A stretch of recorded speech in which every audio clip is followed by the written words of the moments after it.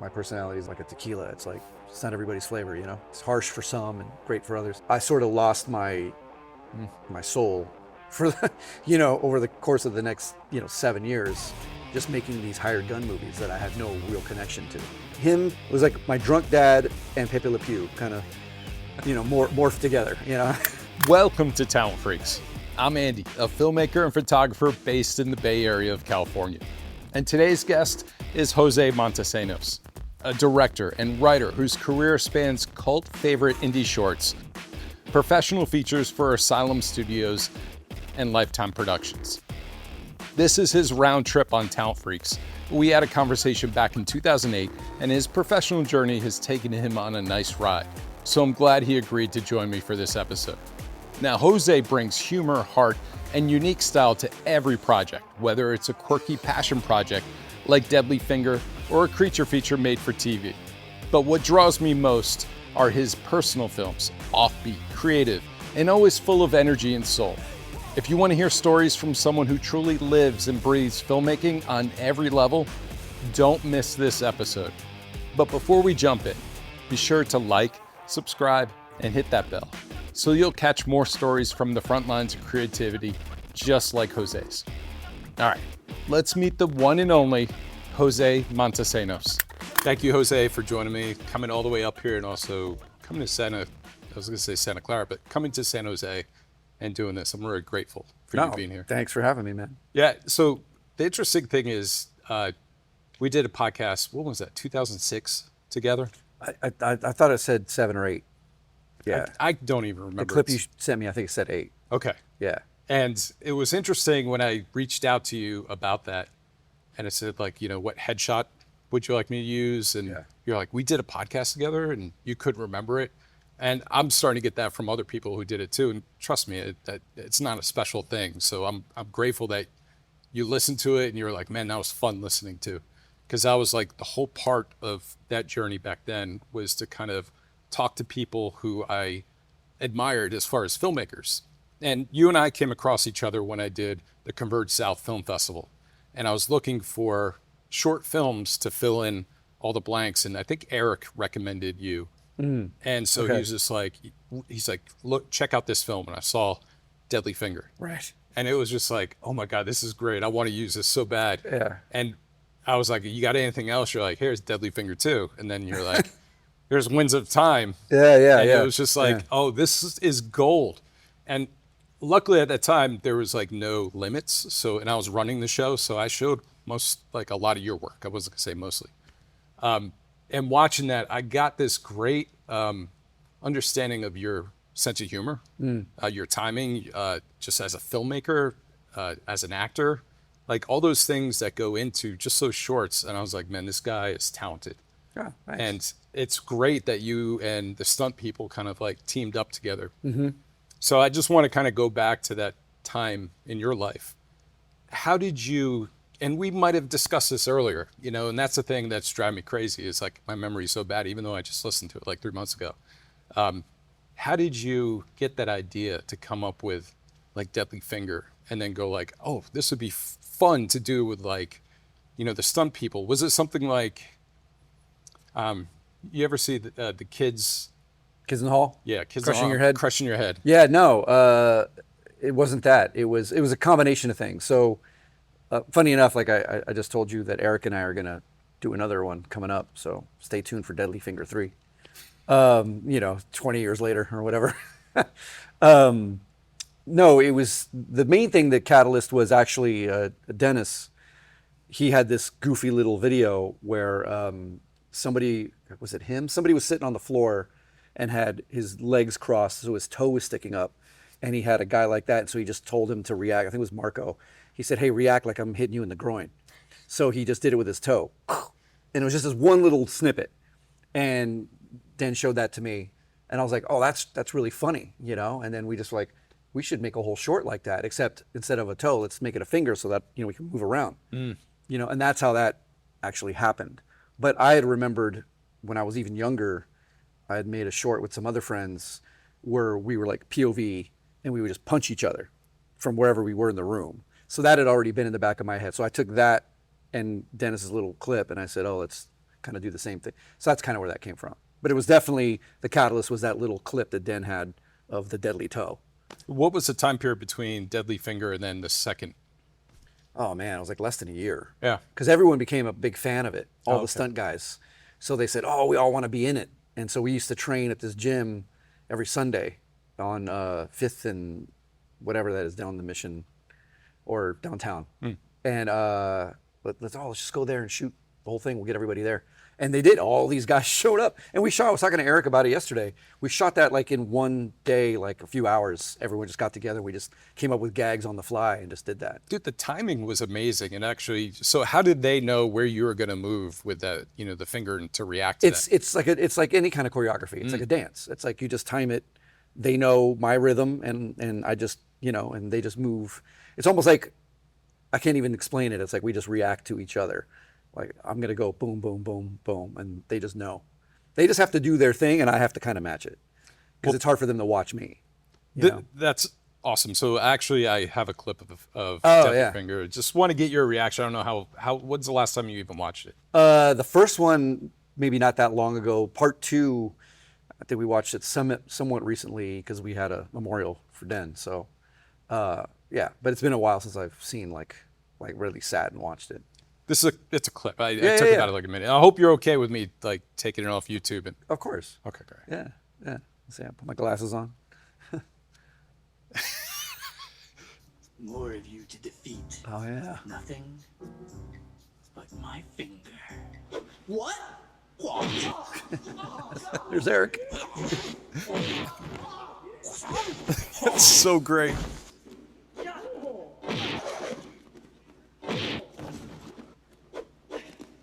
Oh, Cosmo. Steve Reedy. Hey, Matt Lucas. What are you gonna do? What are you gonna do? Oh, my little puppies. Come here, my little puppies, my little puppies. What's wrong? What's wrong?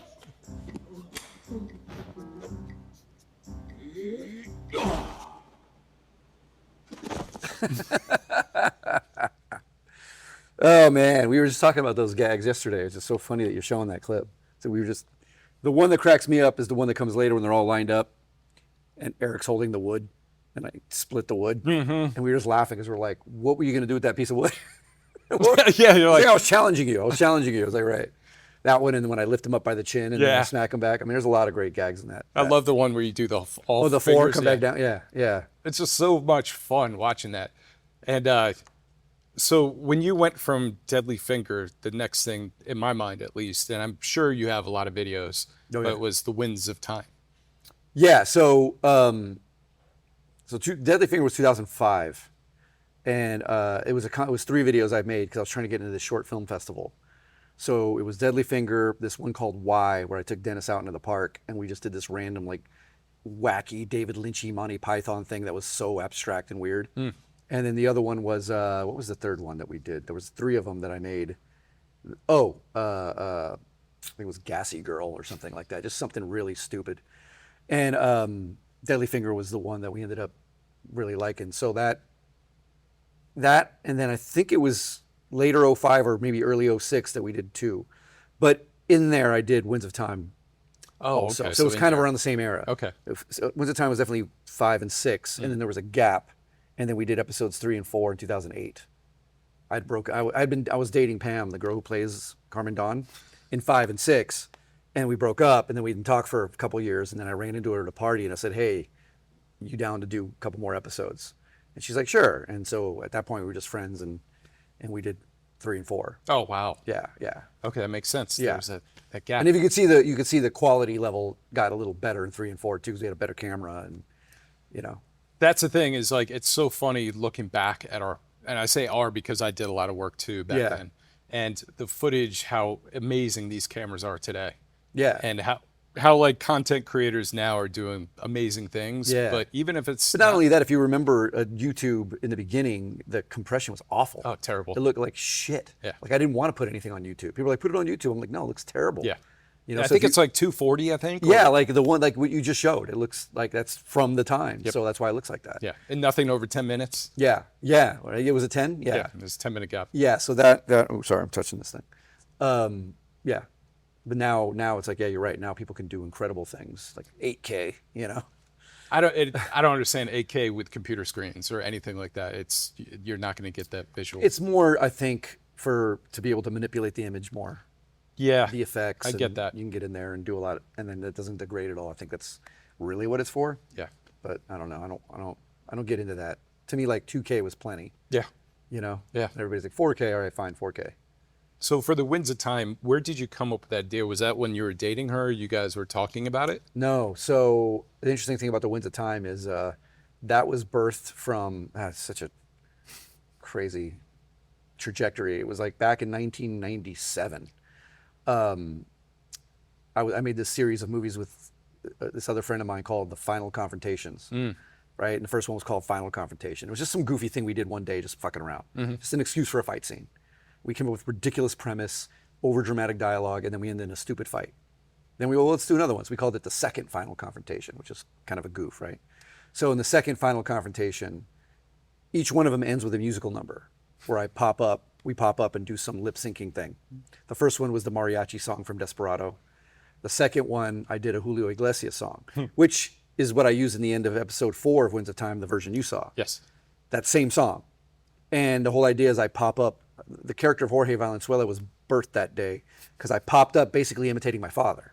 I was wearing his jacket, one of his shirts, I slicked my hair back, and I just kind of did my father drunk thing. That's where that character came from. So after doing that, we did 2 more Final Confrontations, but that character, I was like, that's a character I should play in something. So I wrote a movie called The Winds of Time, a soap opera that we made in 1998. It was a 40-minute short. We did it with like just video cameras, no money, whatever we had.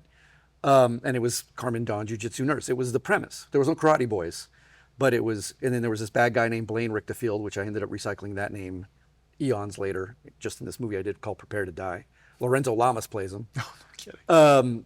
But at the time, this friend of mine, Eric, played Blaine Richterfield. And it was this big soap opera, ridiculous, over the top. And Jorge Valenzuela was this really sleazy porn director.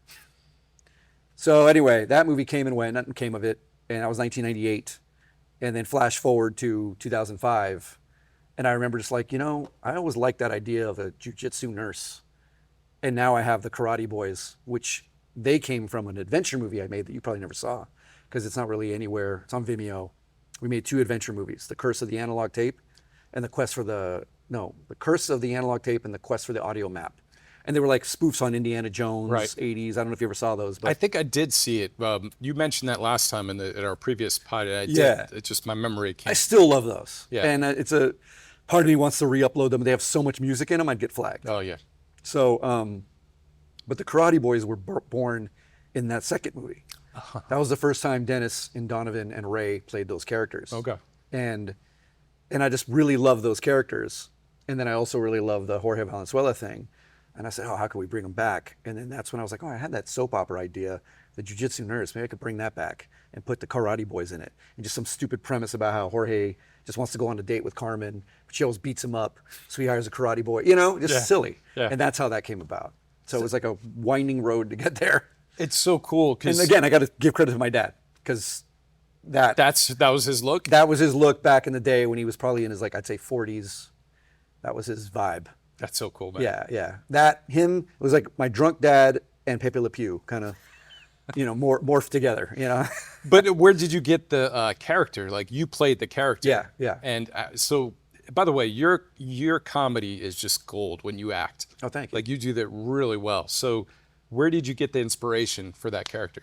Again, like I said, Your dad? My dad. Like my dad at parties when he was drunk when I was a kid, and he was just that guy. Did you ever see him like, but I love you?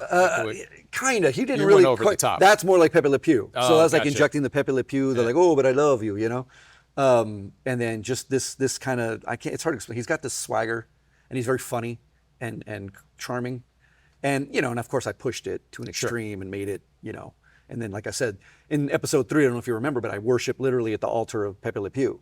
Like, there's a Pepe Le Pew picture, and I'm like praying to him. He's my hero. So it was a combo of that. That's where I got that whole, dancing and stuff. Yeah. Well, speaking of that, I have a clip from the second episode. Oh shit. Yeah, No, so- episode 2 is Querida. Yeah. Oh God, this is my favorite. And Okay. We'll pick up in the middle of the song, but So unfortunately, I can't use one of the clips that were showing Jose's short because he was using a music that's copyrighted, and his character is singing a song to a woman that he's obsessed with who keeps beating him up. And it's one of the most hilarious things I've seen.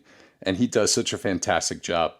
So we're going to cut to us picking back up from where that happened. And I'll link the video here or over there, one of the places. So if you want to watch it, you're welcome to. Sorry about that. Jorge, it's Derek Steele. We're on our way to get her. Yes. Make her love me. Oh, right before the Karate Boy showed up. Yeah. I just wanted to get that clip because Okay, I'm really impressed that's the clip you picked. no, I think it's one of the most hilarious things about it. And the Karate Boys are fantastic. I mean, there's so many in that short amount of time. It's so entertaining. Yeah. That I was laughing and enjoying the whole thing. Oh, that's great. Yeah. That's great. That's good to know that people were a lot, because you make stuff and you don't know who's going to like it, and it never quite went viral. It kind of, but everyone who sees it loves it, and I still have in my comedy reel to this day parts of episode 4. Oh, nice. At the end, like my comedy reel ends with that dance number in episode 4, which is my favorite, when we do the little Macarena dance. But And is that when she dresses up like as a nurse? like a nurse, and yeah, come out? That was hilarious. Yeah, but episodes 1 and 2 were people used to tell me how much they love that episode, and it was like that's a throwaway episode, by the way, because I shot a completely different beginning. I shot it in L.A. I was living in San Francisco still, and my buddy Alex was in it, and we shot at this house in the Palisades that he used to like house sit, and so we had this bar, we had this whole like dialogue, and he did a lip syncing number to that song, I Really Want to See You Tonight. I'm not talking about moving in, right? And my car got broken into. My camera, tapes, notebook, clothes, all this shit got stolen from my car, including all the footage that we shot for that. And I was devastated, and it was awful, and I still have PTSD about it. But I had to come up with a new beginning. Oh, wow. So I was like, well, I don't know, how about I'm just sitting on the couch, and I'll sing Querida, and we'll have flashbacks of her, and then the Karate Boys will call me, and then it'll cut to them, because I already had them shot fighting. I needed something that led into it.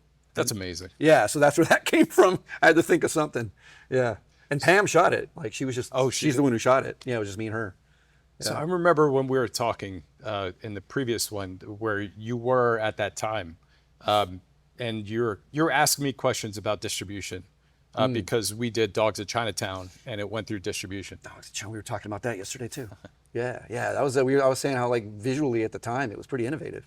It was pretty. Micah is a visionary. Yeah. He's a really stylistic director and understands like a really unique viewpoint. It was cool. It was very Sin City-ish. Yeah, very Sin City, and I know Micah is he loves drama and noir. Like he put in kung fu with guns, like everything. Yeah. About it. It was amazing. It was so we were talking about that yesterday because Eric was saying how his thing is to be funny, like to be the goof, to be the lovable goof. Yeah. And so he said after he did Contour, he's like, man, this is my thing. I wanted to be the lovable goof. And he goes, and then the first thing that I get asked to do is you're playing a dreary, down, trodden, serious guy, and he just thought it was funny that's the first thing he got asked to do. He was depressed. He put a gun in his mouth about to shoot himself. He hears a dame in distress. He goes out, kills them, and next thing you know, he's on his next journey. Yeah. It was like, oh, that's right in your wheelhouse, Eric.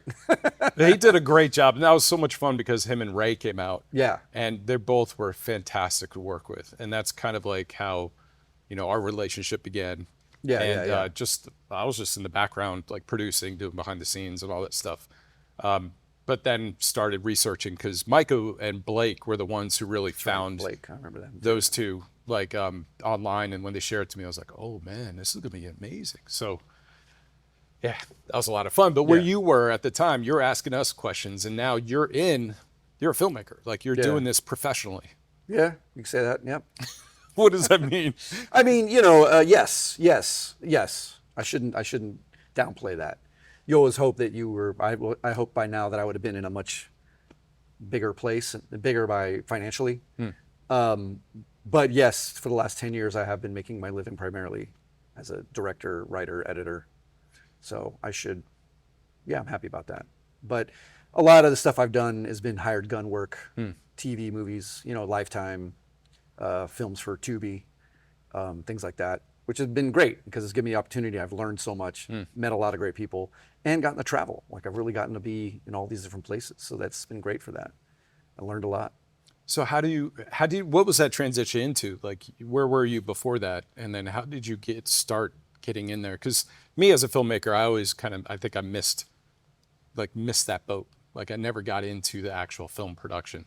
I worked on a couple TV shows, did documentaries, all that stuff. But for some reason, I don't know, it might be me, something happened as a kid where I just don't trust people. And, after I graduated college, I went back to New York, worked on a lot of film sets, and got taken advantage of for almost like 6 in a row. And I was like, I'm done. I'd rather work for myself than someone else. Yeah. And I also understand they're all of them are not like that. But I was just in that crew that was like, they were looking for freebies and Sure. you'll move up with us kind of thing, wink, wink. And Yeah. you just don't. And a lot of that is in the industry, but there's also a lot of opportunities. Yeah, So I mean, how a did lot you of it is get who. into that? Yeah, a lot of it is who you know, Yeah. how lucky you are. And for me, I kind of fell into it because I've been doing this kind of stuff forever. Indie guerrilla, just your friends, right? And then after Winds of Time and all that came Owned, which was more of a straight up crime drama. That it was actually.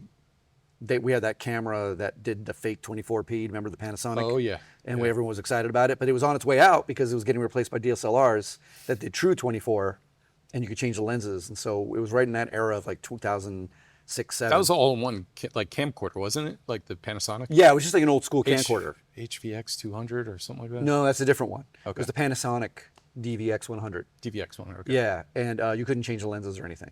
But they had one. Dennis and Ed had one. Okay. And they were about to sell it because they were going to get a DSLR. And before they were going to sell it, Dennis was like, let's make a feature real quick. And so we made Owned. And I just wrote it really fast. Like I used the Robert Rodriguez school of filmmaking where I was like, what do I have? Who do I have? I'll write a script based on that. And that's why I made a crime drama. And that, got into some film festivals. I actually managed to sell that and get a little distribution deal. And so that led me to... Then I made Hell's Kittens in 2007. I don't know if you remember that one. The short I fake- never saw it though. There's no movie. It's just a fake trailer. That's all that exists. Nice. Yeah. And I kept thinking that fake trailer was going to get me to get the movie made. It never worked. But I did, through people that, worked for them, got to meet the guys at the Asylum. The Sharknado people. Yeah. Before Sharknado. And so I made a contact with them, but nothing came of that. Flash forward to 2010, right after Owned, I get a call from this guy, Mark Atkins, who worked for the Asylum a lot. And he said, hey, they're looking for an editor for Mega Shark versus Crocosaurus. Are you interested? Hell yeah. And I was like, no. But I was like, no. And I remember this girl I was kind of dating at the time. She's like, you have to do it. You got to do it. You never know what it could lead to, I was like, I don't want to edit a movie called Mega Shark versus Crocosaurus. Sounds like a nightmare. But I said yes. And actually ended up having to come to LA and like basically sleep in my friend's garage so that I could work at the Asylum, right? Yeah. And so I did that. And then that led, and they knew that I'd made a bunch of stuff. I'd sent them a lot of my stuff, and they thought I was a talented guy, but they just were like, you got to get to know people. So they gave me the opportunity to direct one of their sex comedies. At the time, they had like a bunch of these movies, like the 18-Year-Old Virgin and MILF and Sex Pot and Number One Cheerleader Camp. So they had this one coming up called Barely Legal. And they're like, do you want to direct this? It's going to be real low budget. You only have 10 days to shoot it. Damn. And stupid me, I was like, yeah, it's going to be hot girls in a mansion. How hard could this be? And What's your crew like when you do something like that? Oh, they have a full crew. Okay. Like you have, your first AD, you have your DP, you have AC, you have all the roles. Good. But it's small, and a lot of people are very green, and so that ended up being my first time directing, and that was way more difficult than I thought, but it got me in the door. And that movie actually did really well for them financially, so they remembered that. And so I wanted to make an action movie, and I kept saying, let me know when you need an action movie. So in the meantime, I made another guerrilla film called Bert, which I ran around with the camera in LA, DSLR, a little arty, surreal body swap movie. I don't know if you ever saw that one. No. Yeah, that one's on YouTube. I could send it to you. Oh, cool. I think it's pretty cool, but just kind of I was trying to get into that scene where people were making movies with DSLRs and getting attention for it. I was trying to get there, but I missed the boat. Like by the time I got mine made, everyone had moved on and started getting more upscale. Gotcha. So I just missed that guerrilla window by like a couple of years. And then, so I made that. I'm trying to remember. I made a bunch of other things during that time, but the next big thing was Barrio Brawler. And that's when they were like, hey, we need a bunch of Latino movies. They were going to try to go for the Latino market. And I go, we need like a... And that was Asylum? Yeah. And like, we need a quinceañera film and we need an action movie. I said, I'll do the action movie. I'm not doing a quinceañera film. And I pitched them a bunch of ideas, and then they went with the kind of generic pit fight idea. And my idea was way more epic, but they were like, no, keep it simple. One guy, pit fight, has to save his family, that kind of typical, but just give it the Latino flavor. And so when you're in like those kind of discussions, is Yeah. it more of like they know it works because it's a business model? Yes. So they're just like, let's just stick to this. Yes, but they had never done a Latino-themed action movie before. Okay. Their wheelhouse was these shark movies, crocodile, Yeah. giant monster movies, and the sex comedies, which were on their way out. Okay. And so they were trying things. And that also was the first year. That was 2013. That was the first year they were making the first Sharknado. Oh. So literally while we were shooting Barrio Brawler, they were shooting the first Sharknado. And that's kind of why we had some freedom. They left us alone because they were so busy dealing with that, Yeah. which was a complete chaotic shoot where they had so many things to keep an eye on that they just left us alone. And we were shooting in San Francisco, and he let me, cast Dennis, and Dennis was my choreographer. And then we got all our guys like Ray and Troy and, Alvin and all these guys in there that we knew, Steve Yu, all these guys we knew to be in the movie. And so that's why it kind of works, because we only had 13 days to shoot that movie. And you knew everybody, so it's just a flow. Yeah. The DP was the guy Aaron I knew, so it was almost like we got to make our own movie on their dime. Yeah. Even though it was sort of, I wrote the script, but it was a script dictated by their mandates. Sure. And but we had no time, and so Den was like, well, how are we going to make these fights in all this time? I go, I don't know. So he prevised them. He came up with real short, simple fights, and he knew all the guys would be good, so he knew we'd get them fast. Nice. That's how we pulled that off. And so that's what. So once I did Barrio Brawler, then I was in with them. And that's 2013, and then I did Sensitive 70s, Turtleneck Tough Guys. I did this short Apocalyptic. I did two Turtleneck Tough Guys. Let's stop at Sensitive 70. What is it? Sensitive 70s, Turtleneck Tough Guys. That was Love that 2014. Yeah, I know. And that was your own. That was independent. That was, again, another kind of like guerrilla, DSLR, bunch of buddies. My buddy Brett co-wrote that with me. Den was like choreographer. He shot all the action. Troy's in that, of course. Eric's in that. He plays my cohort, And so that was maybe the last, before I moved, the last real guerrilla passion project. And I did a little apocalyptic short after that with SETI. I don't know if you know who SETI is. No. We did a cool little post-apocalyptic fight scene right before. That was the last thing I did before I moved. Then I moved, and then that's what started. To answer your question, Yeah. that's what got me into. They knew me from Barrio Brawler now and Barely Legal. When I moved there, I jumped on board to edit this movie called Dead 7, which was a zombie Western movie starring the Backstreet Boys and NSYNC, or members of 90s bands. And then that led me to directing a Lifetime movie. And then that kind of became my thing for a few years. Yeah. But yes, That's pretty awesome. that's how it happened. So Yeah. it was like, it's really at the end of the day, it was who I knew. Yeah, and look, I understand, like, with your acumen and how you think and the kind of movies that you make, like, I would love to see you do your own movies. Well, Mary Magnum, we'll get to that. But Yeah. But it's great that you had all those connections and making those things. I guess, that's how you really do it, is finding those connections all throughout the whole thing before you can make your own. Yeah.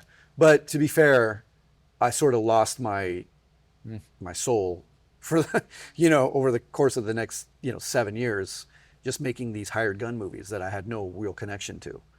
I mean, I don't know if you ever watch Lifetime movies. No. Yeah. They're what they are. A Lifetime. And again, I'm grateful Yeah. for the experiences and everything I learned and all the people I met and where I got to travel. It's great.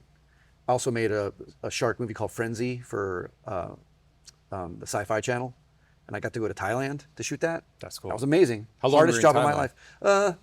6 weeks. Okay. It was the hardest job of my life. It was really hard, but beautiful, great experience. So things like that. You're lucky,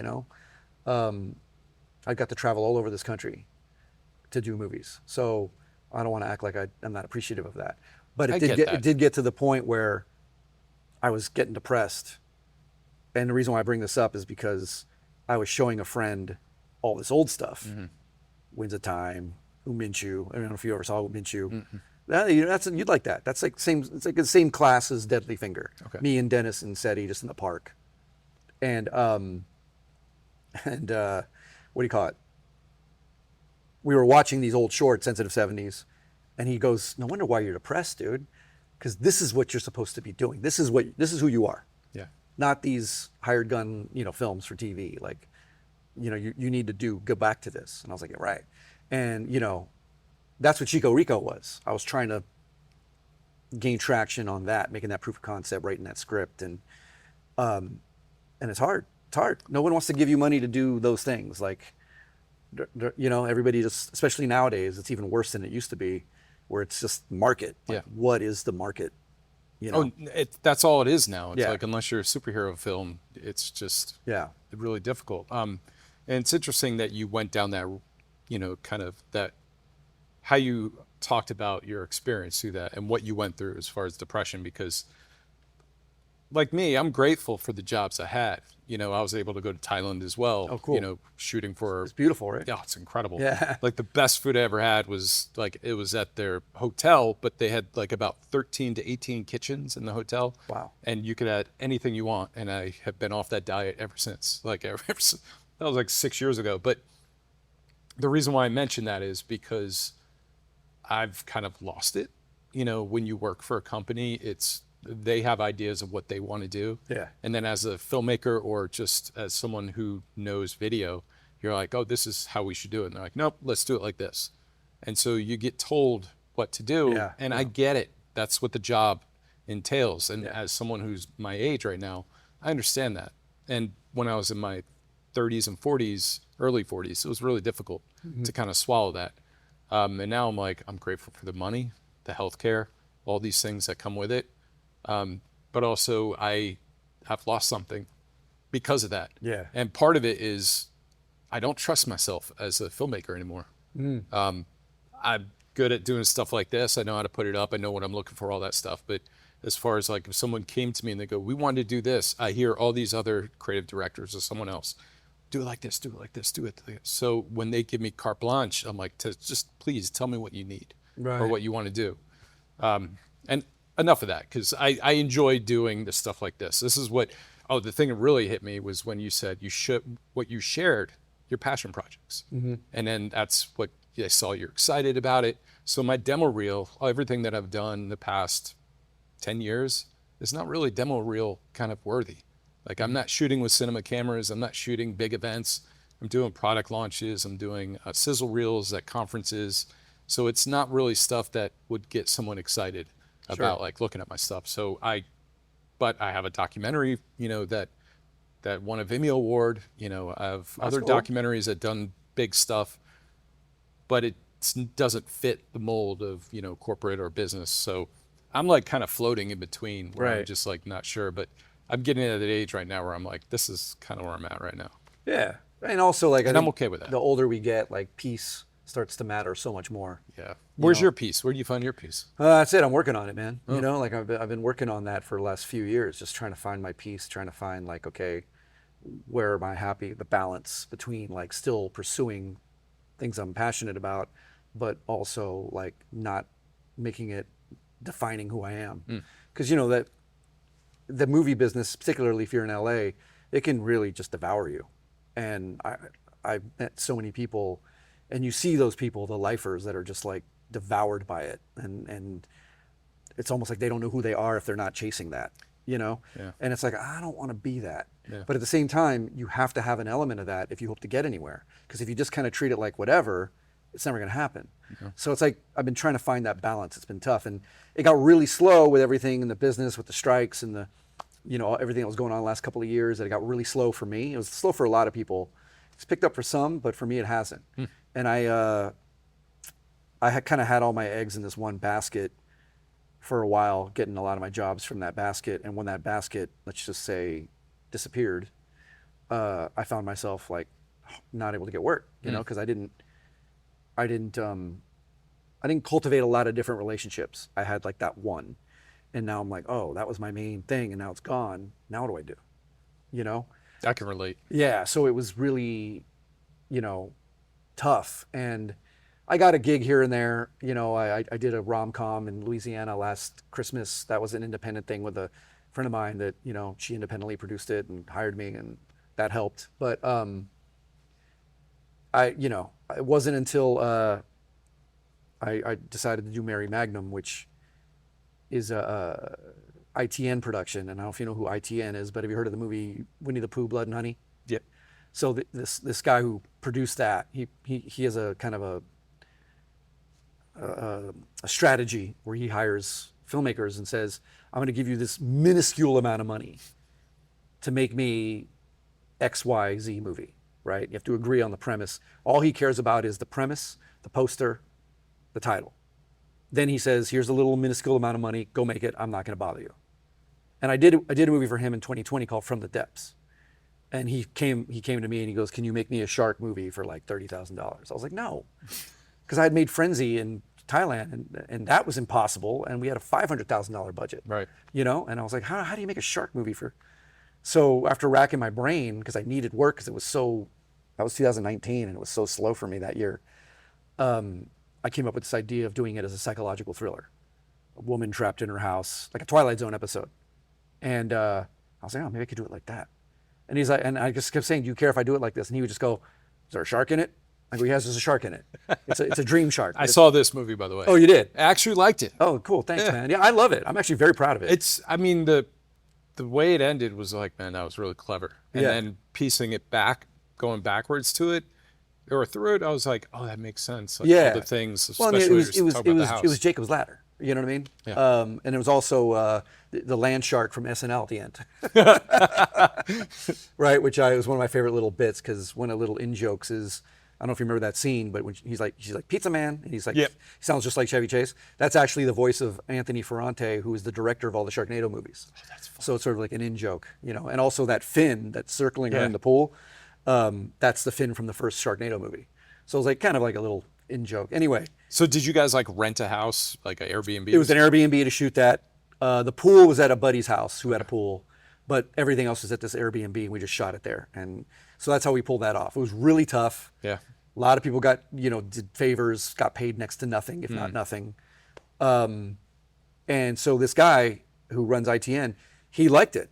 So he remembered me. And he's always like, hey, man, my door's always open if you ever want to do this. And I'm like, man, that's too hard. Yeah. You know? So years go by, and like I said, it got real slow after 2023. And I just remember thinking I could always go back to him, but and then I went back to him finally, and he said, yeah, man, you know, I got these movies, like, you know, I got a movie called Bikini Shark. Like, I'm not doing another shark movie, man. All right, well, I got another one called Bikini Nuns.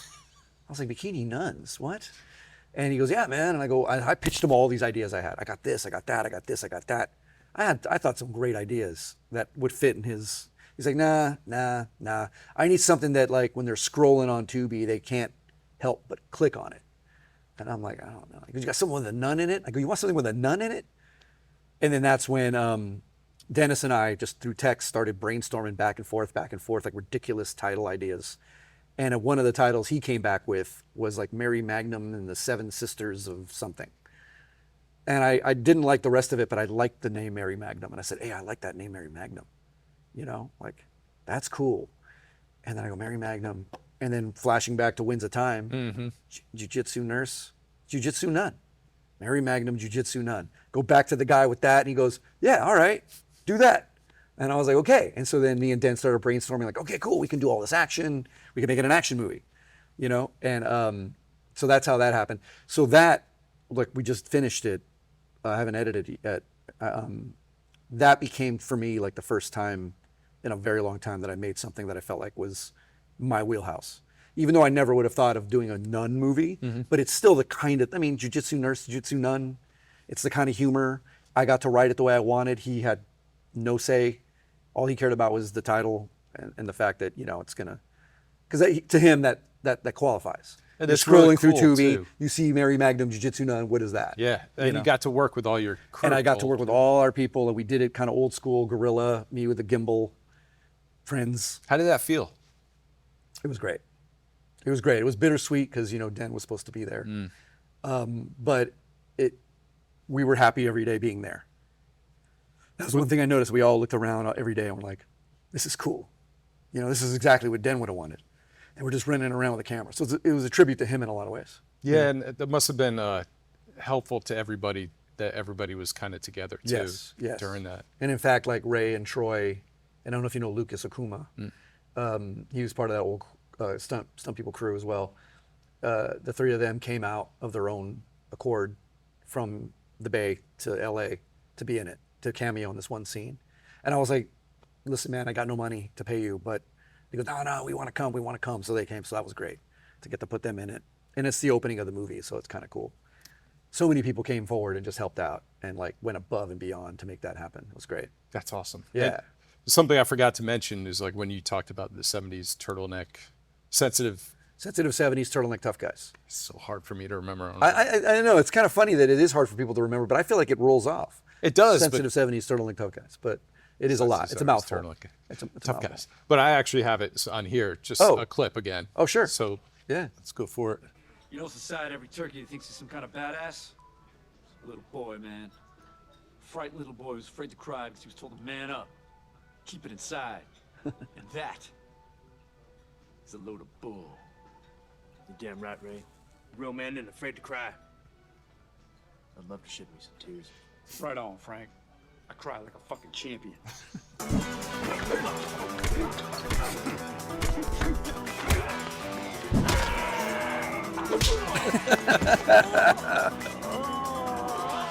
That's SETI.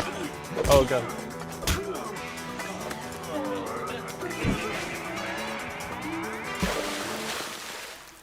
And the tears I shed are the tears of a warrior. Nice. It's really interesting to see the clips you pick, just because for whatever reason that stood out to you, that part. Yeah, that whole thing is fantastic. Yeah, thanks, man. I And love that. I love that short. I just love how it goes from tears and cry. The one scene when he breaks his leg and kicks him in the face. Yeah. That's just like, to me, Yeah. I was like, oh, that's so good. Yeah. Yeah, it was fun. That was fun. And a lot of those gags were just like, yeah, so fun. And Eric is great and Troy is great. And that location, that's a pizza parlor in my neighborhood I grew up in. It has not changed since I was a little kid. Oh, that's so cool. And I just remember thinking, this looks like the 70s in here, man. The other thing I love about that most people don't realize is that that whole scene in the diner is all ADR. It's all ADR. We did record our sound there, and my buddy Zip, who at the time was doing sound mixing, he did his best to clean it up. And I always prefer the live performances. Yeah. But it just was so noisy Yeah. and because they didn't close for us. Right. So, and it wasn't busy, but it was noisy.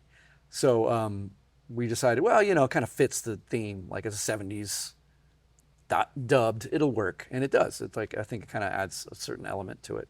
I did ADR for the entire Dogs of Chinatown. Oh, okay. And yeah. Eric and I, we worked on it, and there was one setting, I had no idea about audio. Mike was like, hey, we need somebody to do this. I was like, I'll do it. I had a mic.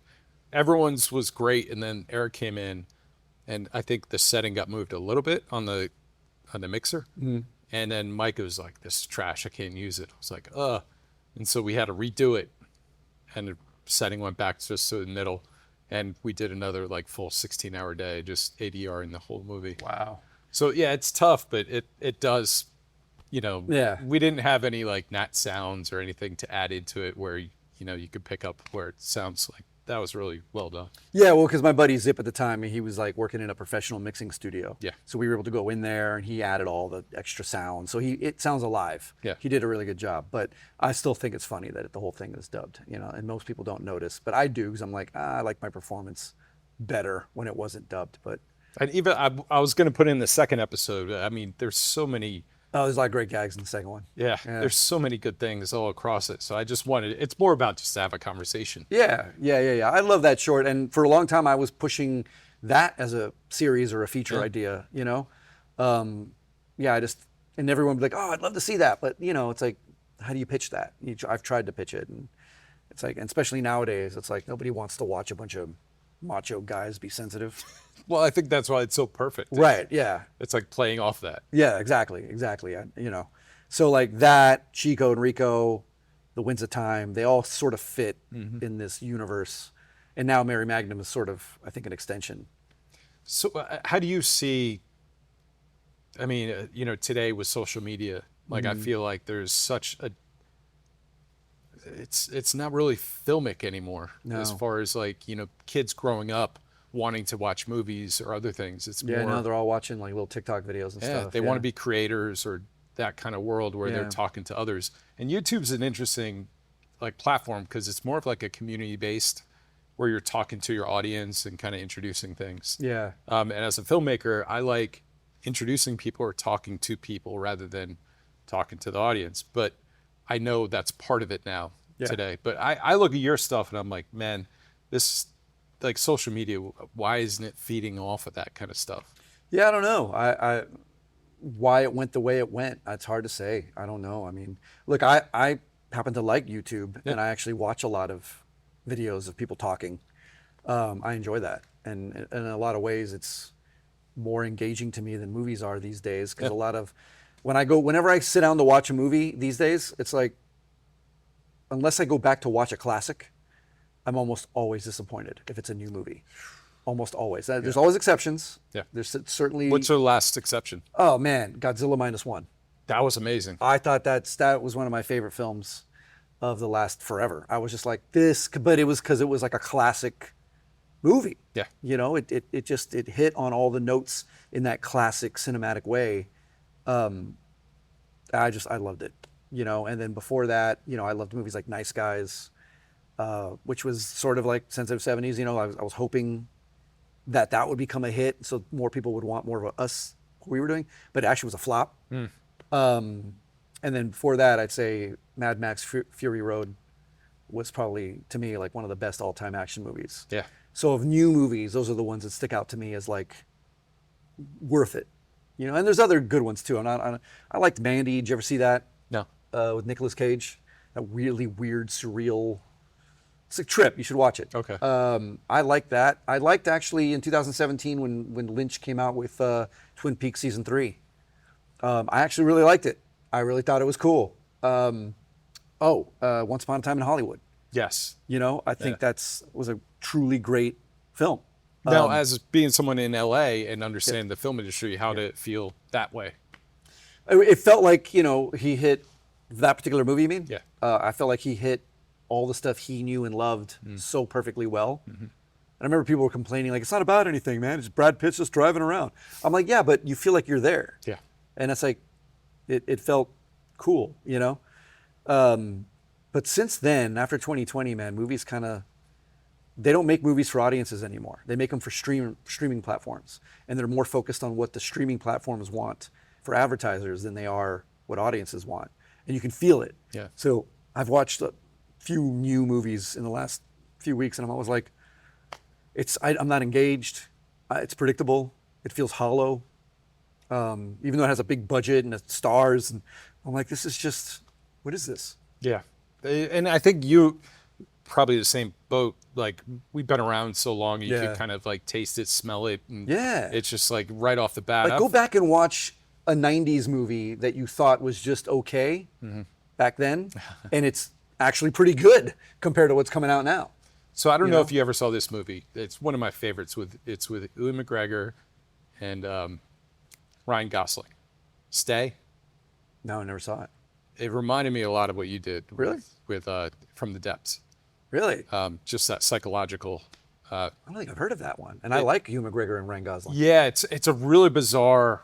Like it takes it's a slow burn, but for me it is. The acting is like superb. The directing is fantastic. When did it come out? The music is beautiful. Came out, I think, in like early 2000s. Oh, so it's like 20-something years old. Yeah. All right, I'll look it up. Yeah, it's like one of those things that when you hit the end, you're like, ooh. Okay, cool. Yeah, again, like I think all the way through to about, 2015, 2012, there were still really solid movies coming out, with exceptions after that.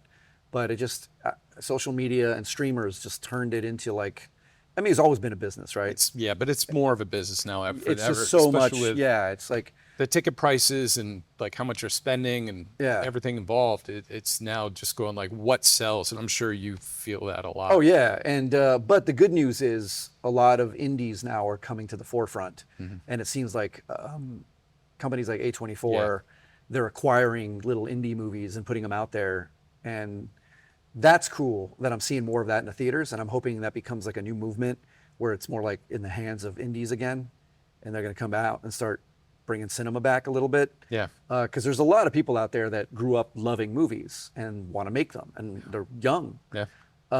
So it's like, good, bring that back, We want that. We still want those movies. Like Paul Thomas Anderson just did one, the One Battle After Another. I haven't seen it. I want to see that. But I want to see it, Yeah. and it's good to know that there's still people that want to see movies like that. You know, because right now everyone's just, you heard of Verticals? That's a huge. You ever heard of Verticals? Really? Yeah. Oh man, it's like the thing right now where they're like they're feature films, but they're broken up into 1 to 2 minute segments, and they're shot vertically, Okay. so that you can watch on your phone. Yeah. And they're only available on apps that you subscribe to or buy credits for. And it originated in China, and in the last few years it's come over here. And in the last couple of years, when everything's been really slow, it's kept a lot of actors and crew people busy. Oh, okay. Which is good. Yeah. Like that's the only good thing I can say about them, from my perspective, is that they're keeping people busy. So are they like full-length movies, but in clips? Broken up in clips, yeah. Okay. And apparently they're very popular with like young people. I think particularly young women. I think they're sort of like an offshoot of soap operas meet Lifetime movies for the TikTok generation. That's interesting. It is, and I personally don't like them. But like I said, I'm glad they exist because it's keeping people busy. Yeah.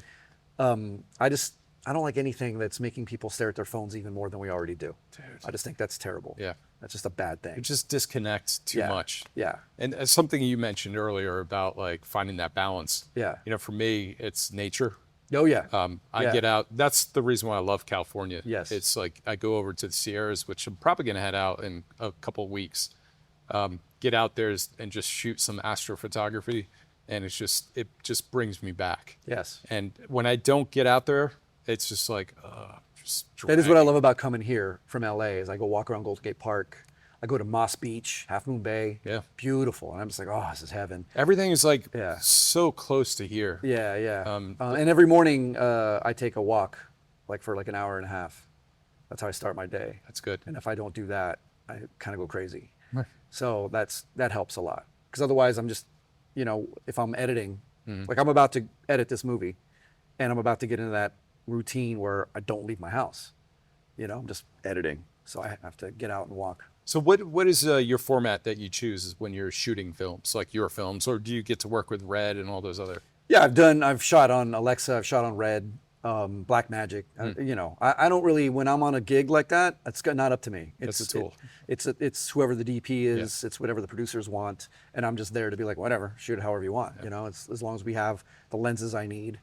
But for Mary Magnum, the camera we had was because the camera we had, like my buddy Coop, he was gonna bring his camera, and it's a little A7S III, which apparently is really fun and easy to use and does well in low light. Same sensor as a FX3. Okay, yeah, it does well in low light. Has a really good autofocus. So it was like, oh, okay, and he says, I'll bring it. And I was like, okay, cool. So that's our camera.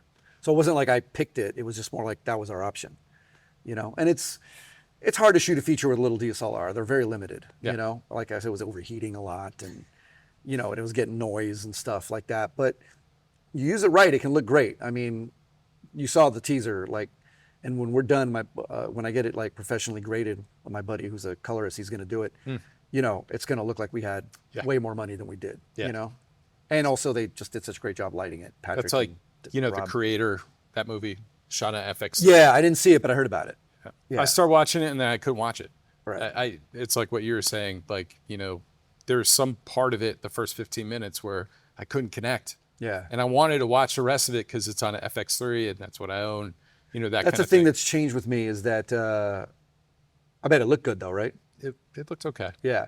The thing that's changed with me in the last 10, 15 years is that I used to be the kind of person that's like, oh, you got to give the movie a chance. Yeah. If you started it, you got to finish it because you got to give it a chance. Now I'm like, no, you get you get 20 minutes. Yeah. If I'm not engaged by 20 minutes in, I'm turning it off because there's not enough time I don't have time. And if your movie's not going to grab me, then I'm not going to sit there and watch. I'd rather watch something else. And half the time I end up watching Lethal Weapon again, or Die Hard, or Raiders of the Lost Ark, or just something that I know is going to satisfy that need. I've been jonesing on No Country for Old Men. That's a good movie, yeah. And it's just like, It's a great film. I can't stop watching it. And it's so dark, but it's so beautifully well done. Yeah, it's really good. Yeah. Drive is another one I really love. Yep. Yeah. Yeah. Like films that just make you like love movies, And that's, yeah. Let's get back to yours. So the last one I have is, I'm not even going to say the title. I just want to kind of just click on it. Sure. Well, you're gonna have to beg better than that.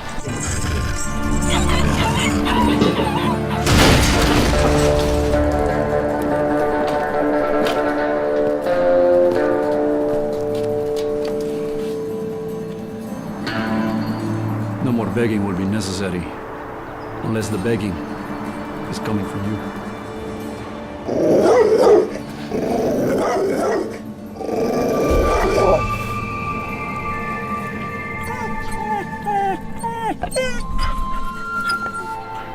Mary, mother of God. Chico and Rico. Oh, fuck.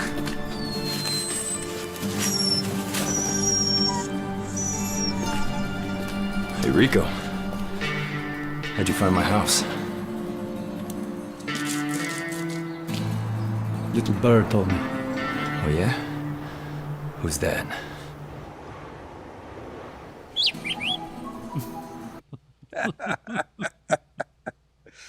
Oh, yeah. That's Yeah. so cool, man. Yeah, man. Yeah. That's probably my favorite short to date. I mean, also just the production value, because it Yeah. just was off the charts. Like everything about that, like cinematically, was beautiful. Yeah, that's a culmination of all the years I'd been working here. And so like the team that I had, my DP who I'd worked with before, and he loved the project. He loved the idea. So he brought his A game, he brought his red, he brought his jib arm. He rented out of his own pocket a bunch of anamorphic lenses because he really wanted it to have that spaghetti Western look and that 2:3:5 aspect ratio. And all those guys are all professional stunt guys, So they're actors. Like Rob Dill's a stunt guy, but he's also a really good actor, and so is Andrew Caters, the two lead bad guys. So we just had like top-notch talent all around.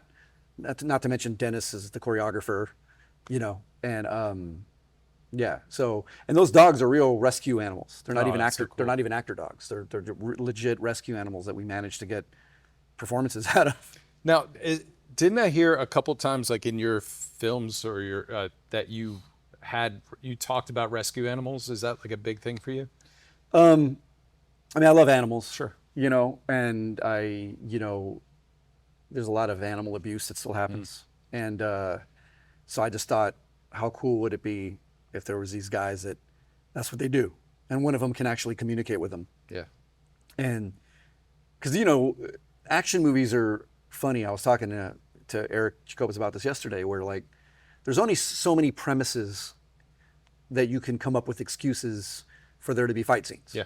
And they're always almost the same shit. It's the ex-CIA guy, ex-soldier, Revenge. Yeah, revenge. He's got to revenge something, and or he's got to get back into that job, or they kidnapped his family. He's got, it's always the same. Because why are you fighting with martial arts against other guys fighting martial arts in any kind of scenario that makes any realistic sense? It doesn't make any sense. I could see Eric doing a movie where, because we talked to him, and like his stance on violence has changed a lot. Oh yeah, he And- wrote that whole book. Yeah. And I could see him doing like an action film where he gets to the final boss or whatever. He's just like, I forgive you, even though it just beats everyone to smithereens. Right, yeah. So for me, I think that like action comedy is like a totally overlooked like gold mine. It's like, why don't we do more of those? Why do they always have to be so serious?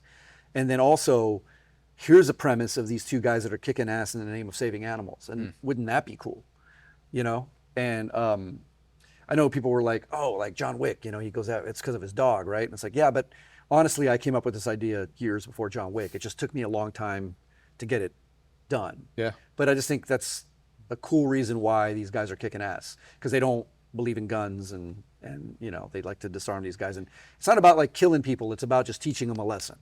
Well, you know, just based on like how everything has gone in your career and the connections you have, and then putting stuff like this out, man, it just feels like you're on that cusp of that next person that believes in you, to be like, you have the experience, you have the crew, you have the people. Like, I would hope, you know, that's what happens next. I hope so too, man. I mean, Yeah. you know, we've been hoping for years, and it's like, but again, like I think I got lost in the weeds for a minute, doing these TV movies and stuff, and just kind of living that life. And I feel like Mary Magnum is sort of like a return to form, and I'm hoping that movie, I have this, you know, that I can be like, this is what I want to do. Yeah. You know, and how is there somebody out there that sees the value in it and goes, we can. At the end of the day, if someone thinks they can make money off of it, they'll do it. Yeah. It's just, could they make money off of it? People love this concept. Yeah. I've been pitching it for years. People love it. But yet, for whatever reason, that video didn't go viral. For whatever reason, I didn't get any money to make it. You know, I was part of this competition to pitch to Robert Rodriguez things, and I didn't get to round 3. So who knows why, what the markets are looking for right now, you know? Movies that seem to be popular are more like movies like what Statham is doing, Beekeeper, Yeah. Working Man, that Nobody, 1 and 2. Like, that's more of like, you know, the one guy, you know, the older grizzled guy. That seems to be what sells. Scott Adkins seems to keep busy making movies where it's one-man army movies, you know? So again, international markets are weird, Yeah. you know, and they're a lot of the money. And what they like and don't like is, you know, interesting. So who are the ones now making the decisions, making movies? Because I've thought about this. Like, when I was a kid, probably like you too, you were like, oh man, I want to see Jason versus Freddy. Right. I want to see Godzilla, King Kong. And now all these movies are making, and I'm like, oh, wasn't that great? Yeah, I So don't know. what generation is now like in control? Would it be Gen X now that's doing it, or? I mean, there's a lot of Gen X filmmakers that are making all these movies that are from their childhood. Right. But a lot of young people now are coming up. You know, I don't know what you call them, Gen Zers, I guess, in their 20s. Millennials? Yeah, Gen Z's. Yeah, in their 20s and stuff. Now they're coming up wanting to make their own stuff. And some of them are very versed in old school things and want to bring that back. And some of them don't know anything and they just want to make whatever they think is important. So I don't know. Like, I know the internet can definitely sway things. Yeah. You know, so like if they're like, oh, we're going to do this, and everyone comes and says, oh, don't do that, then they won't, or vice versa. But at the end of the day, it's streamers. It's whatever the streamers want, whatever their advertisers want. So something like this, you know, even though there's a market that would love it, Yeah. it's not really, does it have international appeal? I don't know. You know, animal abuse is pretty rampant in other countries. They might not want to see, hey, dogfighting is part of our culture. Why are you saying it's bad? You know? I just had a thought. So a friend of mine, she just became like a VP in the ASPCA, and in Oklahoma City. Okay. So I want to share this with her. Just Please to be do. like, Please do. I'd but love to like, hear what she thinks. Yeah, but like, would your organization ever want to kind of like sponsor or do something with this? People told me that, and I was like, you know, the thing is, somebody pointed out that what could be interesting about it is that the kind of people that love animals and hate animal abuse might not want to see violence. Sure. Of any kind. That makes sense. So that, I was like, oh, that's a good point. That might be part of the problem. Also, like, you know, these are two very macho men who are doing it. And a lot of people who love animal stuff, they tend to be women, and, you know, so that could be part of it. Yeah, but I also think like there's like you know what it's named, like Avengers or something like that. You know, that these are people that kick ass for animals. Right. Doesn't matter about like. And I know for a fact that a lot of these people that love animals would love nothing more than to see an abuser get his ass kicked. Absolutely. You know what I mean? Yeah. So, so I was kind of appealing to them, but they might be a small group. And like I said, international is very weird. Yeah. And, you know, like From the Depths, I remember the international sales guy was there, and the EP brought it up and said, "Oh, this is the guy who made From the Depths, you know, the movie, the great shark movie, the shark in the hallway, you know." And that guy, the international sales guy's reaction was, "Oh yeah, you mean the one with the lesbians?" Yeah. That's so. I had a hard time selling that internationally, man, because they're lesbians. And I was like, that's interesting. You know? So it's like, I think that's, so it's funny when when people accuse our culture of being small-minded. It's like, it's actually the rest of the world that's really small-minded still, and still very much kind of like having issues with certain things. So that's part of it too. Yeah. So a movie like, a simple movie with a big name like Keanu and John Wick, that's an easy sell internationally. Yeah. You know? But a little movie like this, it's tough. And also I always have to make everything weird. It's like, Rico can't just be this straightforward guy. He's got to smoke weed, you know? Oh, I didn't even know that's what that was. That's, yeah, it's there's a whole thing in the feature script where he has to smoke weed constantly. Otherwise, all the sounds of the animals everywhere would overwhelm him. And this enables him to just focus on one at a time. Nice. So that's why he always has to be high. Well, see, when I was watching it, is there a point in there where he says all that, like about In the feature script. feature, But okay. not in here. Okay. Yeah. Because when you're a little birdie told me, I was just like, when you said that, I was like, oh, that makes sense. Yeah. He talks to the bird. He Yeah. talks to the dog. Dog, right. You know, and in this feature script, there's a lot more of that. Sure. His communication with animals. It's not like goofy like Dr. Dolittle. It's more of like Good. almost like a telepathic thing, where it translates to words in his brain, but they don't say words to him. And I thought that was a lot of fun. There was a lot of, you know, and there's still a world where we can make it, but like again, without Den, it's kind of hard to imagine how I'd make that movie unless I just recast both of them, Chico and Rico, which I always knew was a possibility. That's another thing about like you playing the roles a lot. You're very versatile in that. Oh, thanks. But I haven't also really been acting much lately, so. and action too. Like, so what was your background with some? Like, did you ever box or do jiu-jitsu? Yeah. So yeah, when I was, when I was younger, I did karate and kung fu, and in high school, I saw Roadhouse, and I wanted that Roadhouse of all the movies when I was 15 got me in the karate class, and then I got into Muay Thai for a minute, and then I tried Aikido. I was trying everything. You're doing it all. And then I did jiu-jitsu, like I was doing Brazilian jiu-jitsu when it just started becoming a thing. Oh, wow. Because of the first UFC. Yeah. In the 90s. The Gracie. Yes, Gracie. So I was doing that for a while, and then I really screwed my neck up, and then I kind of quit after that. And then after that, I just kept up with boxing. And I was never really I was nowhere near like these guys with the crazy kicks and all that. I never got to that level. But it was mostly boxing. So that's kind of what I stayed with. Yeah. Because I can still do that. And that's still, but like jiu-jitsu, I remember the basics. I could probably still get somebody in a rear naked choke or a guillotine, but everybody knows it now. So it's like everybody knows martial arts now. It's kind of crazy. But yeah, so that was my background. So I dabbled in a lot.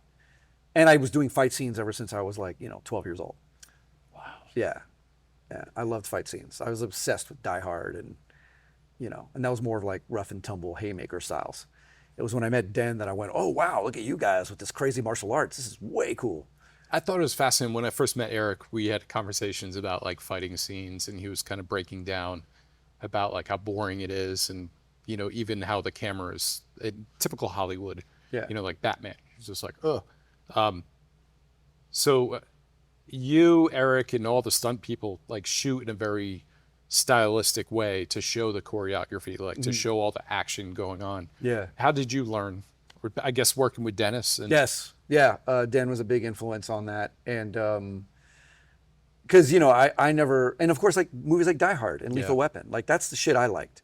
When we got into the weird Bourne Identity with the shaky cam and all that, Yeah. I never got into that. And hiding it because of stunt people and all that. I never liked that. I liked the idea of being a little bit back so you can see, and then the camera just kind of being part of the dance. That's when it's the coolest. And and it's not easy to do. Like even when we did Mary Magnum, even though I shot, I'd say 95% of it with the gimbal, when we were doing fight scenes, if there was somebody there like Brian Sloyer who's does his own stuff and it was his gimbal, I'd be like, you shoot it. Yeah. Because I knew he would be able to nail it quicker than me, be way more efficient. Or I don't know if you know who Sean Charney is. He's another guy who goes way back, and he's very proficient in shooting action. And if Den had been there, I would have been giving it to him. There's just a way that they anticipate and move that I don't do as much. So I just trust them to do it.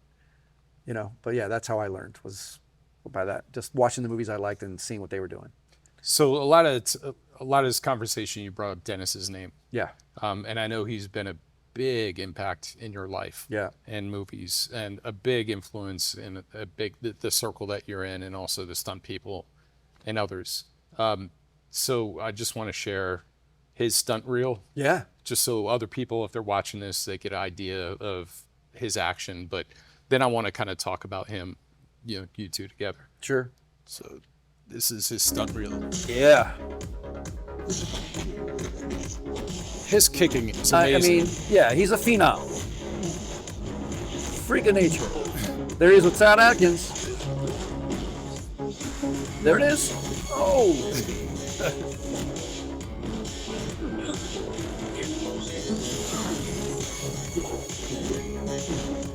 Yeah, Barrio Brother. Yeah.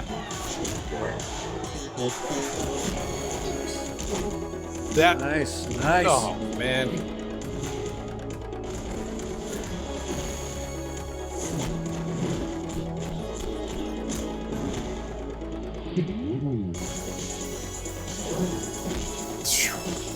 It's amazing.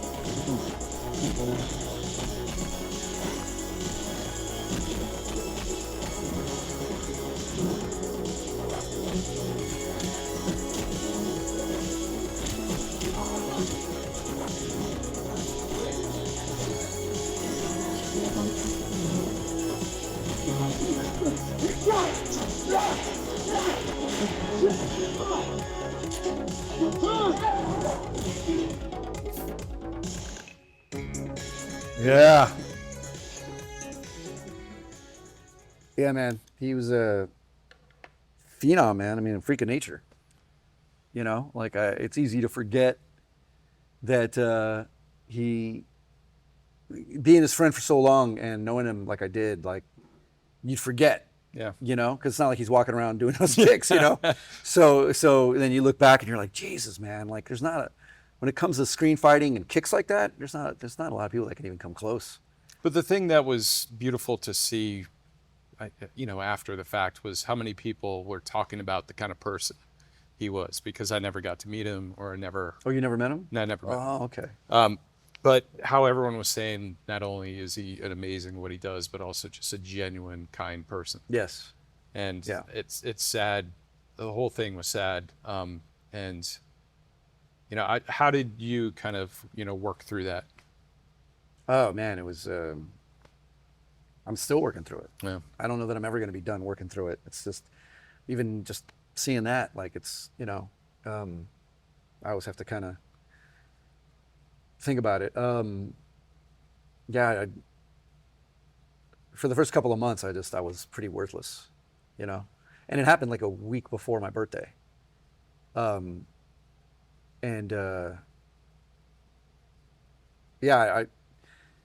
I think what helped me get to the next step of like just kind of coming out of that hole that I fell in, so many of us fell in, was the Mary Magnum project, because that was the last project him and I were going to do together. And it wasn't like that was the project that was going to, we always wanted to do Chico and Rico, but we knew that this was going to be an interim, just something to get done. And I could sense he really hated the idea that the budget was going to be so low, but I could feel him getting excited, because I kept telling him like, yeah, but what would Jose and Den 15 years ago say if somebody's like, here's 40 grand, go make me a movie? We'd be like, what? Yeah. What are we gonna do with all this money? Yeah. And he's like, yeah, that's true. So I was like, as it was getting closer, it was like I could sense that he was like, yeah, it's gonna be exciting to get to just be guerrilla with our friends again. But I couldn't do shit for like 2 months, and I couldn't write it. I couldn't even look at the script. I was like, I can't do this movie. I can't do this movie without him. It's not gonna happen. And it wasn't until I got to give her credit to my lead actress, Paula, who plays Mary Magnum. She was just always kind of hovering around, like very respectfully, and very like she was there through the process. She only met Den once, but he really impacted her. And she's like, look, I'm still here if you want to do it. Whatever you need, I'll help you make it. And I was like, that's cool. And of course, Rob Dill, who he was good friends with Dennis as well, and he was in Chico and Rico. He's the guy wearing the beanie. He was also in my movie Prepare to Die. He was also like going to be a part of it. He was always going to play the villain. That was always the plan. And so he's like, hey man, I'll help you make it if you want to make it. And I was like, yeah, I don't know. I don't know if I can. I couldn't. So I guess what I'm getting at is, so him and her, and then later Jerry Quill, I don't know if you know who that is. Also, younger dude, came up around the Stunt People time. He's become his own coordinator and choreographer in his own right. Super talented. Him and Cooper, who was a good friend of Dennis's in Georgia, and they had done stuff together. When they jumped on and said, hey, we want to help. We want to be a part of it, however we can. That's when I went, okay, I think this thing wants to get made. Yeah. So that's what kind of got me back into like a driving seat and like, okay, let me write the script really quick. I was stuck on page 23 for months. I couldn't write anything. And then that's what got me. And then like within a couple of weeks, I just wrote the whole thing. I said, look, I don't know if this is any good. And I sent it to a couple of people and they're like, no, this is funny. Let's do this. I was like, all right. And the process of making that movie, now I can totally see, has helped a lot. It was healing in a lot of ways because it was the project that I was going to do with him. I actually wrote a tribute in the story now. Oh, sweet. So like now Dennis is kind of in the movie without being in the movie. Like That's cool. You could he's do playing like the father of one of the characters who's always talking about his dad and how cool he was. He was a 90s action hero. And so I can use like, we made these fake posters of movies for Den, and we'll use clips like the one, you know. And so he's in it without being in it. And also, I think the biggest tribute more than anything was just seeing all these people come together Yeah. and be a part of it. And all these people that loved him, respected him, and they just wanted to be there. They just wanted to be there, man. And that was the big, I'd look around and be like, this is exactly what he would have loved to see, is all of us together. There was no jerks and to be seen, no jerk, no assholes. There's always some jerk or some asshole on every fucking set, you know? Yeah. And that fact that it was like, everyone here is cool. We're just here to do it. And we love doing it. And his spirit definitely was every day. We could feel it. That's amazing. There was even moments where it felt like he was communicating with us. There was a couple of moments I could pinpoint where I'm like, ooh, you know, including that triple kick. We were trying to replicate it, where his son was trying to replicate it. The guy playing his son, who didn't know him. Oh, wow. He's a younger stunt guy, very talented guy named Tom, and he didn't know Den, but you know, he watched all this stuff and was like, dude, this guy's incredible. Like, I can't move like that. There's no way I'm going to be able to move like that. Go, it's okay, because you're playing a son, and the whole point of your character is that you're always living in the shadow of your dad, and you know you're never going to be as good as him, but you'd love to pull off that one kick just once in your life, and then you get to do it at the end. Like, that's sort of the payoff. And we were shooting that scene. I guess I'm kind of spoiling it right now. But we were shooting that scene. It wasn't happening. Like, you know, for whatever reason. Like, this guy wasn't hitting the right mark. That guy wasn't hitting the right mark. He slipped. His foot didn't stretch right. And it's over and over and over again. And it was getting to the point where, like, do we have to give this up? And we ended up getting a take that was fine. It worked. Didn't look like that. No. But it was fine. And we're like, yeah, it's fine, right? We're all looking at each other like, yeah, okay, I guess let's move on, because we were running out of time. Yeah. And then a framed picture of I think it was like a map of the warehouse that we were shooting in, just randomly just falls off the wall, glass breaks everywhere. Like, Whoa. out of nowhere. There was no wind. Yeah. No one walked by it. It just, and we all stopped and looked around, looked at each other, like, no, we got to keep getting it. We didn't get it. It's not good enough. It's not good enough. So we did it again and again and again. And then we finally got one that was actually pretty decent. Again, it's not as good as that, never will be, but it worked, you know? And we're like, yeah, that was definitely Dan being like, what are you doing? Like, that sucked. That can't be the end. So that we all felt it too. We all looked at each other. So, you know, yeah. So again, like, to answer your question, that's how I got through it. And I'm not through it. I'm never Sure. going to be through it. Sure, I and get it's that. like, it just comes in waves. Yeah. You know, I lost my mom to cancer in 2017. I lost a cousin to COVID in Peru in 2020. these things go in waves. Yeah. And you just. But Den was like, that's probably the toughest loss, honestly, because he was like, not only like a best friend, but he was like my brother. It's like my younger brother, and a creative collaborator, and Chico and Rico, and we were just. Yeah, so that was really, really. I'm probably never going to get over that. I just think that's one of those things. Man, that's the thing with life is Yeah. like how the longer you live, the more experiences like that, Yeah. kind of grounds us. Yeah. We lost a friend of ours. His name was Anthony Robinson. He was part of like Micah's crew. Okay. He just had a massive heart attack helping someone move. Oh wow. And Oh, that was wow. it. He was in his late 30s. Oh man. I'm sorry. And he young. was part of the whole, their video team and doing a bunch of stuff, wrote some stuff for me. And him and I were just becoming good friends. So like those things happen and it's just like, Was he otherwise healthy, or did he Yeah. have health problems? no, there was no serious health problem. That's what was crazy. It was like, I mean, Den wasn't looking great in the sense that I know he was struggling with stress and anxiety and a little bit of depression, I think. But he never drank, he never smoked. He was not overweight. He was he was in great shape still, and he was young. He's like young, man. It's like 46. So it's just he's the last person any of us thought that would happen to. We were all, when it first happened, we were all in shock. We were all just going like, makes way more sense it is me. Like, Yeah.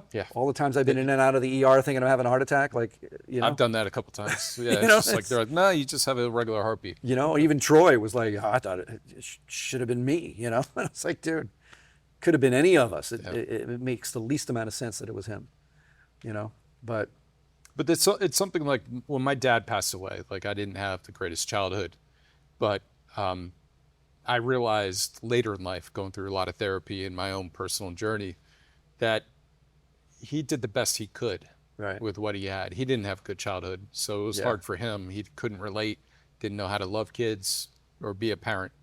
And I forgave him maybe about 7 years before he passed, and we had a really good relationship. But when he passed away, a lot of that all the things, because I forgave him and started seeing all the positive things that he did do, that he did try to do, started kind of like going like, oh, and it started becoming more a part of me.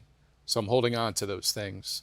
And I'm not saying that, everyone's different when they go through these things, but I hope that when next time you work on films, like you bring that energy from that you got with him, oh yeah, into those. absolutely. I feel like pretty much every movie from now on out that I make is going to be in some way dedicated to him. Mary Magnum's definitely going to be, and if we ever make Chico and Rico, it definitely would be. I feel like almost anything. Yeah. I mean, I'm brainstorming an idea with Eric and Alvin, Okay. and that to me that's going to be also dedicated to him. I just feel like that's just the way it's going. Or at the very least, his spirit's going to always. He was always very encouraging. He always was really good about telling you were awesome and like that you deserved stuff. He was always telling me. He told his other friends that. He was really good at that. He was really, What's like the one thing that you really miss about him? I know there's many. yeah. Having that guy who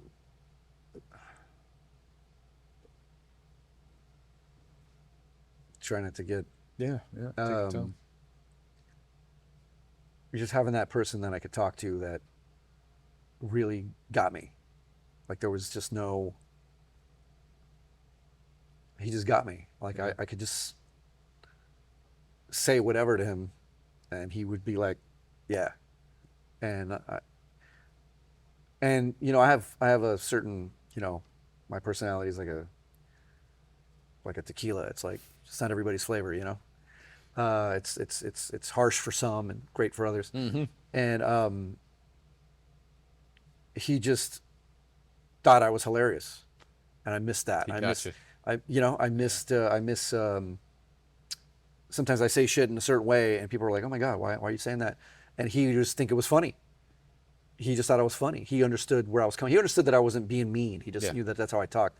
And I love that he would often say to me, I'd say something, whatever, and he'd go, "Oh, you got to put that in a movie, man. You got to put that in a movie. Write that down. Put that in a movie." You know, like that was just, I just miss having him to call. So many times I still have the instinct that I'm like, something happens and I want to call him and be like, dude, this just happened. Can you believe this shit? You know, or why is this person doing that? Or, you know, or I'll see something that I want to share with him, you know, and I'll say, oh yeah. So that's probably what I missed the most, is just being able to have someone to talk to that really, and you know, during the movie, I missed his eye. I missed him. I was like, we all kind of realized, we were like, there's things, if he had been there, that he would have come up with that none of us are going to think of. None of us. Not me, not Rob, not Eric, not Coop, not Quill, none of us. He just had a brain that had a certain, and he would take something and be like, and oftentimes I'd be like, nah, I'm not going to do that. But every once in a while, like Mary Magnum, that's his name. He sent that, and I was like, hey, that's a cool name, you know? That's why that's always going to remind me of him. Or with action, how to shoot something. There's a scene in the opening of Mary Magnum where I knew I should have got this one shot. It's like an insert, you know, like somebody gets hit and then you should get an insert of them landing, reacting, turning, and leaving frame. Yeah. Right? Yeah. It's like a real simple insert like that. I didn't get it. And then I was looking at the scene and I was going, I should have fucking got that. I should have fucking got that. And if Den had been there, he would have been like, you should get that. Yeah. You're going to need that. Just get this little moment so you can stitch together and that kind of stuff too. Yeah, that's, you know, man, that's hard. Thank you so much for. Yeah, of course. Yeah, no, I appreciate you bringing it up because I think it's a big deal. Yeah. And people in the stunt industry, like, who knew him or knew of him, it reverberated. Like, it really did. I was impressed. I think that's one of the most beautiful things that came out of it, was just seeing how many people he affected, like really, truly affected. Yeah. You know, because he was. I mean, I knew a side of him a lot of people didn't know. But he was somehow, despite having a lot of anger and resentments inside, he still somehow, unlike me, managed to be very diplomatic, very warm, very kind, make people feel like they're being heard and respected. Yeah. He was very good at that. I always kind of say that we were like John and Paul. He's Paul McCartney, I'm John Lennon. You know, I'm the biting one, and he was the one who was very diplomatic and like, hey, everybody, you know? Even though in the inside we had a lot of the same shit, you know, that we could relate to, and it was just the two of us walking around. Like, that was the other thing, like walking around and like being annoyed at the same shit. Yeah. Like, this leaf blower guy, does he have to, why, you know, the big loud engine guy who drives by, you know, that fucking asshole. This guy, really? Do we have to, this guy, you know? Like, we bonded on that kind of shit all the time, you know? Yeah, annoying people. Man, it's hard losing a friend like that. Yeah. The hardest thing that's ever happened to me. I mean, Yeah.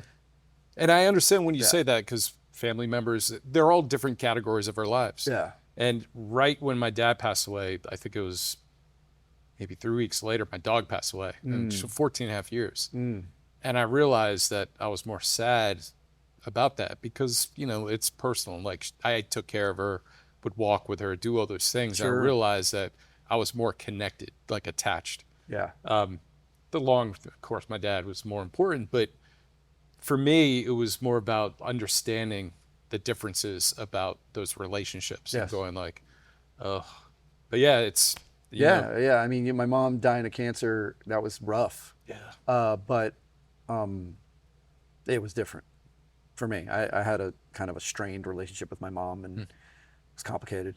And, you know, it was definitely sad, and just, it's awful to see somebody that you care about wither away like that.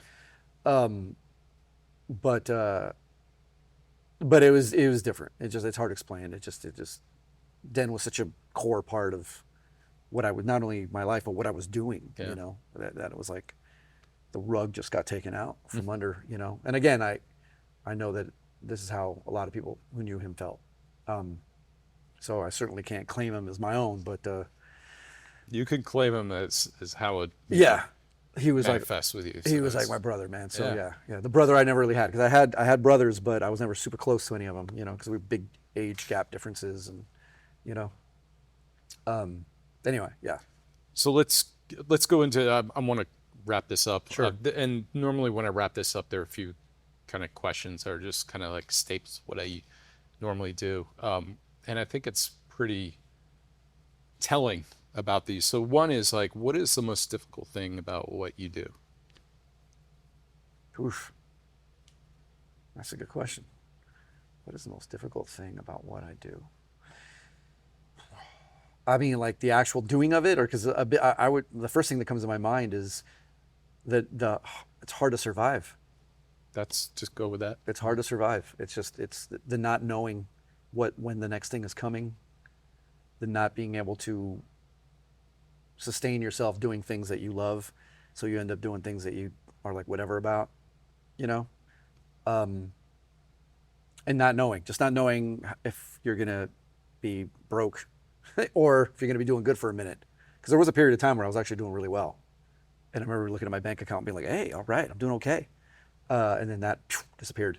So there's that. And it's also, you know, living in LA and being surrounded by people in that business, man, it's really hard to have friends, like real friends. It's hard because everyone's focus is on that. And it's just not the way I'm built. You know? I get that. Yeah. I get that vibe from you. Yeah. And that was the thing with Dennis too. Yeah. Like that really, he had a hard time with it. He had a hard time with that part of it. He didn't want to play that game. And I kept telling him like, yeah, but you have to. Otherwise doesn't matter how talented you are. If you're not playing the game, no one knows. Yeah. You know? So it's hard because the people who tend to succeed tend to be people who are really good at playing the game.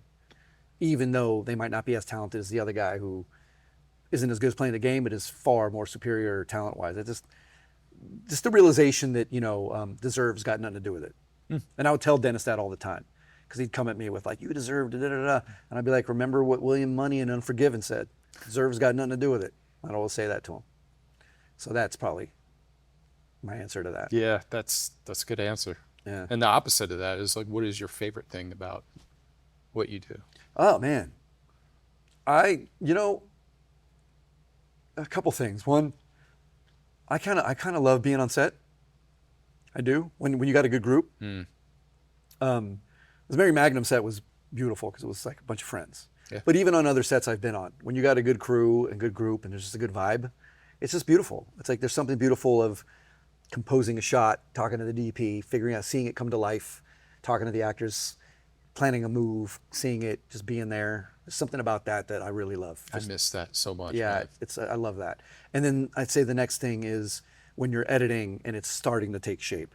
The first part of editing sucks. I hate it. I do too. Putting together this project, labeling it, having to build the assembly cut, oh, that's a drag. But once you have that and you start seeing it come to life and now you're putting some music in there and you're going, oh man, that's also like, it's beautiful. It's like, wow, look at that. It's this thing that was an abstraction is now a reality, you know? And then I'd say getting to watch it, getting to show it to people, screening is great, you know? So those are like the three top things, you know, that's why I do it, for that feeling, you know? And the last thing, and we could wrap on this, is if you weren't doing filmmaking, what other job or what other career would you be doing? Man, I've been asking myself this question for the last 5 years. Why, you trying to get out of filmmaking? Yeah, I was. For so many times I was like, maybe I just got to get out of here and do something else with my life. You know, I kept thinking that and I was like, what though? You know, what could I possibly do? I don't know. And I love animals, but I don't see myself getting a degree in veterinary medicine this late in the game. You know, but like I see people like out there swimming with whales and I'm like, that sounds cool. I don't know, you know, a part of me feels like, you know, I would be a pretty good therapist, you know, because I like talking to people about their issues and helping them work them out. I'm in therapy. I've been in therapy for many years, so it's a very helpful thing. Yeah. And sometimes I'm like, you know, I wonder if, because I have an ability to be able to see all sides of something without getting too invested on, you know, not to say that I'm biased all the time, but Sure. I can be. If I need to be objective with somebody, I can be. I thought maybe that, but again, that would require a degree of some kind. So I have no idea. I don't know. Like I said, my nightmare is busting out that Lyft sticker and putting it on my car, which I don't have a car right now. So this is a rental that I'm driving. Anyway, I don't know. That's a good question. And if I ever get a real good answer to it, I might just do it. Well, it's interesting. Wedding videographer? Oh, you don't want to do that. No. No. It makes good money. It does, well, not as good as photographers. Right. That's true. Or at least photography wedding. But it's interesting. So DC Douglas, who is a voiceover actor who I did a podcast with, it was really interesting what he said. He's like, when he was in his 50s, he's also an actor as well. He had the crew cut, and they were looking, not a crew cut, but just short hair, kind of looking very professional. And he said a lot of the agencies and casting was looking for people overweight, kind of like dad bod kind of thing. And he's just like, well, I don't want to become unhealthy just to get work. He's like, no, I'm going to grow out my hair. I want to do all these things. And he goes, so that's what I did. And next thing I know, people start calling for that role. He's like, I'm playing like a lead gangster in this one film and this other thing. And I'm like, He looked familiar to me. I kept wondering why he looked familiar. and it's so cool because now he's like, you know, this is something that I tried to become when I first moved out here. 40 years later, I'm now that person.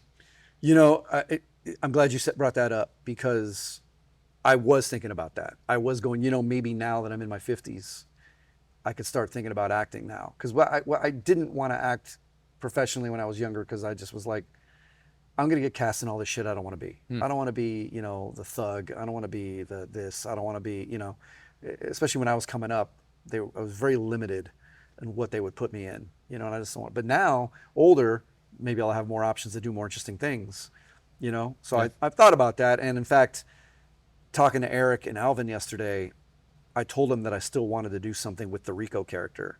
I didn't want to abandon that character and that idea. And I'd still like to play him one more time, at least in a short. And I was basically asking if they'd help me. Yeah. And they were like, yeah, you Dude, know, let's do it. So I think that's right up Eric's alley too. yeah. And- Well, in fact, I'm thinking the idea that I have is that Eric is sort of the tryout replacement for Chico. And he's wearing the sombrero and the poncho, but he just doesn't measure up. And he's always tripping over himself and can't see over the hat. And, you know, and Rico's always disappointed. And I was like, that could be funny, a funny dynamic. And, you know, and again, another kind of loving tribute to Den. You know? Yeah. And I would like to play this character again and, you know, do something with it. So he's like, I'm game, man. I'm down, you know, and Alvin's like down to choreograph it. And because that was the other thing too. He sent me a guy named Sam Lee. I think his name's Sam Lee. Some kind of big guy who primarily Korean actor who does boxing. Oh, wow. And he takes on martial artist dudes, but he just uses boxing. And I was like, I could do that as Rico, like, you know, and he was like, yeah, let's do that. So maybe, you know, we'll see where that goes. I would like to do that. Like I said, I got this other project I'm working with them for them to be in. I'm going to finish Mary Magnum and just kind of see where it all lands. God, I don't know. Because part of me is like, am I going to leave LA? I don't know, maybe. We'll see, you know. We'll see where it goes. I feel like Mary Magnum, though, is going to open some doors. And I can't wait. So how long until it's ready? Good question. Sooner than later, hopefully. The only thing that could slow me down is if I get another gig that might be coming up. Sure. Just another, you know, gig for money, you Yeah. know, and an opportunity to travel again.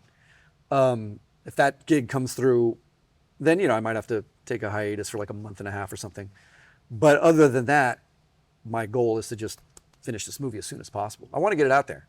I do. I want to get it done. I want to have a screening. I want to get it because the guy who technically owns it, who paid for it, he gets his movies on all the platforms. So it'll be on Prime. It'll be on Tubi.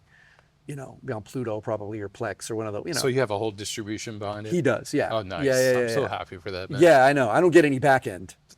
But I told everybody this. I go, look, he owns the movie. Yeah. But we own what it is. Yeah. Like that's our shit. We did it. So he can't own that. And that's how I looked at it. Like we have to just look at it like that. Yeah, you have to. It's that balance. Yeah. So, you know, we'll see how it goes.